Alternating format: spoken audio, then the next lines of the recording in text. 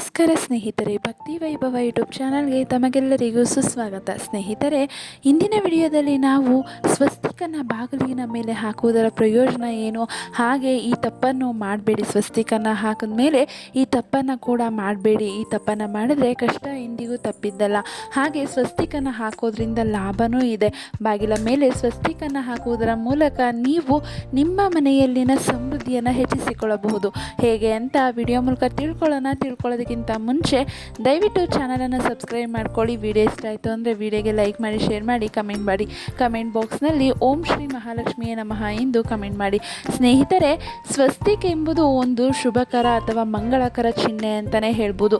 ಇದನ್ನು ಬಾಗಿಲಿನ ಮೇಲೆ ಹಾಕಿದ್ರೆ ಅದೃಷ್ಟವು ನಿಮ್ಮ ಬೆನ್ನ ಹಿಂದೆ ಇರುತ್ತದೆ. ಹಾಗೆ ನಿಮ್ಮ ಮನೆಯಲ್ಲಿ ಸದಾ ಸುಖ, ಶಾಂತಿ, ಸಮೃದ್ಧಿ ನೆಲೆಸುತ್ತೆ ಅಂತಲೇ ಹೇಳ್ಬೋದು.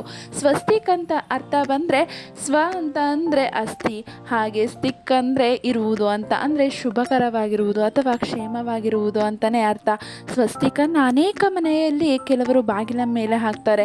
ಅದೇ ರೀತಿ ಬಾಗಿಲಿನ ಮೇಲೆ ಹಾಕಿದ್ರೆ ಈ ತಪ್ಪು ಕೂಡ ಮಾಡಿರ್ತಾರೆ. ಆ ತಪ್ಪಿನಿಂದ ಅವರು ಒಳಿತನ್ನು ಕಾಣೋದಿಲ್ಲ. ಅದಕ್ಕೋಸ್ಕರ ಈ ಒಂದು ತಪ್ಪನ್ನು ಮಾಡಬೇಡಿ ಅಂತಲೇ ಹೇಳ್ಬೋದು.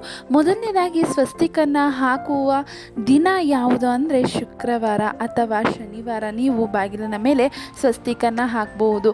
ಆದರೆ ಬಾಗಿಲಿನ ಮೇಲೆ ಹಾಕಬೇಕಾದ್ರೆ ಸ್ವಸ್ತಿಕ್ ಚಿಹ್ನೆಯನ್ನು ಹಾಕಬೇಕಾದ್ರೆ ಬಾಗಿಲಿನ ಮೇಲೆ ಯಾವುದೇ ರೀತಿಯ ಧೂಳು ಇರಬಾರ್ದು. ನೀಟಾಗಿ ಬಾಗಿಲನ್ನು ಒರೆಸಿ ಆನಂತರ ಸ್ವಸ್ತಿಕ್ ಚಿಹ್ನೆಯನ್ನು ಹಾಕಬೇಕಾಗುತ್ತದೆ.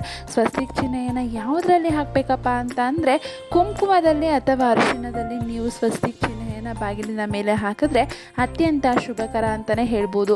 ಸ್ವಸ್ತಿಕ್ ಚಿಹ್ನೆಯನ್ನು ಹಾಕೋದ್ರಿಂದ ಲಾಭ ಏನಪ್ಪ ಅಂತ ಅಂದರೆ ಇದು ನಕಾರಾತ್ಮಕ ಶಕ್ತಿಯನ್ನು ತಡೆಯುತ್ತೆ. ಅಂದರೆ ನಿಮ್ಮ ಮನೆಯ ಮುಂದೆ ಯಾವುದೇ ರೀತಿಯ ಮರ ಇರಲಿ ಅಥವಾ ಕಂಬ ಇರಲಿ, ಇದು ನಕಾರಾತ್ಮಕ ಶಕ್ತಿಯನ್ನು ಹೆಚ್ಚಿಸುತ್ತೆ.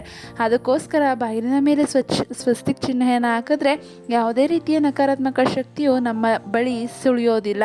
ಹಾಗೆ ಲಕ್ಷ್ಮೀ ದೇವಿಯ ಕೃಪೆ ಕೂಡ ಇರುತ್ತೆ.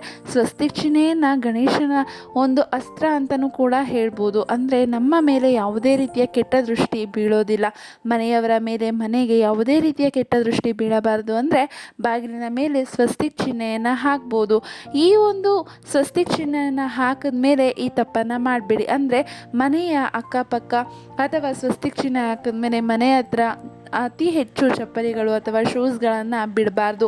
ಇದು ಯಾಕಂದರೆ ದೇವರಿಗೆ ಸಂಬಂಧಪಟ್ಟ ಒಂದು ಚಿಹ್ನೆಯಾಗಿರುತ್ತೆ. ಅಂದರೆ ಗಣೇಶನಿಗೆ ಹೋಲಿಸ್ತಾರೆ ಸ್ವಸ್ತಿಕ್ ಚಿಹ್ನೆಯನ್ನು. ಸ್ವಸ್ತಿಕ್ ಚಿಹ್ನೆಯನ್ನು ನೀವು ಬಾಗಿಲಿನ ಮೇಲೆ ಅಲ್ಲದೆ ಮನೆಯ ಮುಂದೆ ರಂಗವಲ್ಲಿಯಲ್ಲಿ ಅಂದರೆ ರಂಗೋಲಿಯಲ್ಲೂ ಕೂಡ ನೀವು ಸ್ವಸ್ತಿಕ್ ಚಿಹ್ನೆಯನ್ನು ಹಾಕಬಹುದು. ಈ ರೀತಿ ಹಾಕಿದರೆ ನೀವು ನಕಾರಾತ್ಮಕ ಶಕ್ತಿಯನ್ನು ತಡೆಯಬಹುದು ಅಂತಲೇ ಹೇಳ್ತಿದ್ದಾರೆ. ಸ್ವಸ್ತಿಕ್ ಚಿಹ್ನೆಯನ್ನು ಹಾಕೋದ್ರಿಂದ ಲಾಭವನ್ನು ನೋಡಿದ್ರಿ. ಹಾಗೆ ಸ್ವಸ್ತಿಕ್ ಚಿಹ್ನೆಯನ್ನು ಯಾವುದರಲ್ಲಿ ಹಾಕಬೇಕು ಅಂತಲೂ ಕೂಡ ನೋಡಿದ್ರಿ. ಯಾವ ವಾರವನ್ನು ನೀವು ಸ್ವಸ್ತಿಕ್ ಚಿಹ್ನೆಯನ್ನು ಬಾಗಿಲ ಮೇಲೆ ಹಾಕಬೇಕು ಅಂತಲೂ ನೋಡಿದ್ರಿ. ಹಾಗೆ ಸ್ವಸ್ತಿಕ್ ಚಿಹ್ನೆಯನ್ನು ಹಾಕಿದ ಮೇಲೆ ಗಣೇಶನ ಕೃಪೆಗೆ ಕೂಡ ಪಾತ್ರರಾಗ್ತೀರ. ಯಾವುದೇ ಕೆಟ್ಟ ದೃಷ್ಟಿ ಕೂಡ ಬೀಳೋದಿಲ್ಲ ಅಂತಲೇ ಹೇಳ್ಬೋದು. ಸ್ನೇಹಿತರೆ, ಈ ಒಂದು ಮಾಹಿತಿ ನಿಮಗೆ ಇಷ್ಟ ಆಗಿದೆ ಅಂತ ಅಂದ್ಕೊತೀನಿ. ಇಷ್ಟ ಆಗಿದೆ ವಿಡಿಯೋಗೆ ಲೈಕ್ ಮಾಡಿ, ಶೇರ್ ಮಾಡಿ, ಕಮೆಂಟ್ ಮಾಡಿ. ಹಾಗೆ ದಯವಿಟ್ಟು ಚಾನಲನ್ನು ಸಬ್ಸ್ಕ್ರೈಬ್ ಮಾಡ್ಕೊಳ್ಳಿ. ಕಮೆಂಟ್ ಬಾಕ್ಸ್ನಲ್ಲಿ ಓಂ ಶ್ರೀ ಮಹಾಲಕ್ಷ್ಮಿಯೇ ನಮಃ ಎಂದು ಕಮೆಂಟ್ ಮಾಡಿ. ವಿಡಿಯೋ ವೀಕ್ಷಿಸಿದ್ದಕ್ಕಾಗಿ ಧನ್ಯವಾದಗಳು.